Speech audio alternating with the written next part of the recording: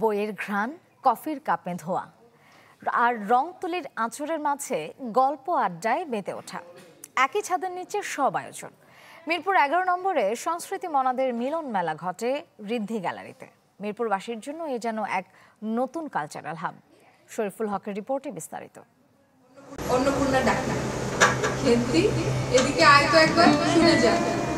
মায়ের ডাক শুনিয়া খেন্তির মুখ শুকাইয়া গেল। শেষ কবে এমন গল্প বলার আসরে বসার সুযোগ হয়েছিল হয়তো মনে নেই, মনে থাকবারও কথা নয়, কারণ ব্যস্ত রাজধানীতে বই পড়ার সময় কই। গল্প পাঠের আসরে কোনো ফি নেই বা কোনো রেজিস্ট্রেশন নেই।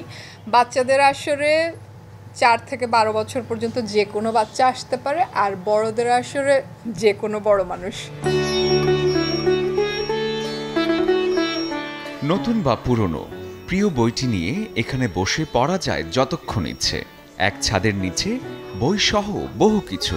এই হলো ঋদ্ধি প্রকাশন। মিরপুরের বুক জুড়ে নতুন এক সাংস্কৃতিক ভুবন। 5 তলা ভবনের 3টি তলা নিয়ে ঋদ্ধির মূল কার্যালয়। 2য় তলায় বইয়ের রাজ্য, বিদেশি বইয়ের ভাণ্ডার, দুর্লভ আর্কাইভ আর শিশুদের জন্য রঙিন কর্নার। 1800 শতকের কিছু বই এখানে আছে, খুব দুর্লভ, যেটি হয়তো আমি কিনতে পারবো না, কিন্তু এখানে এসে আমি পড়তে পারি। আমার ভালো লাগছে না বাসায়, ওকে আমি লাইব্রেরিতে চলে যাই, সেখানে যে আমি একটা বই পড়ি। সো ওদের যে উদ্যোগটা, আমি এটাকে অবশ্যই সাধুবাদ জানাবো এবং খুবই সুন্দর একটা উদ্যোগ এটা।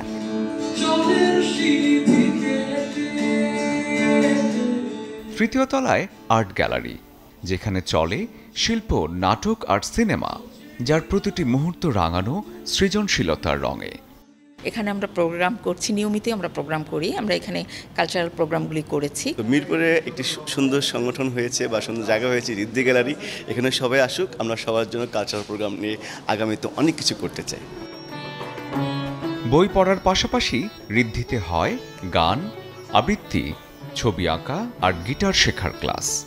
আমার এটার একটাই টার্গেট, বই পড়া, বই পড়ানো। জাতি হিসেবে আমরা বই পড়াটা এত ভুলে গেছি।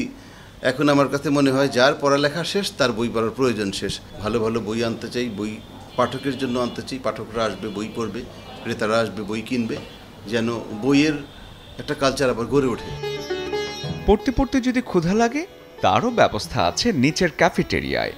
বই আর কফির চেয়ে সুন্দর যুগল আর কি হতে পারে। মিরপুরের হৃদয়ে বই, শিল্প আর সংস্কৃতির এক নতুন কেন্দ্র ঋদ্ধি প্রকাশন, যেখানে সমান্তরালে চলে পাঠ, আড্ডা আর অনুপ্রেরণার মেলবন্ধন। শরীফুল হক, চ্যানেল 24, ঢাকা।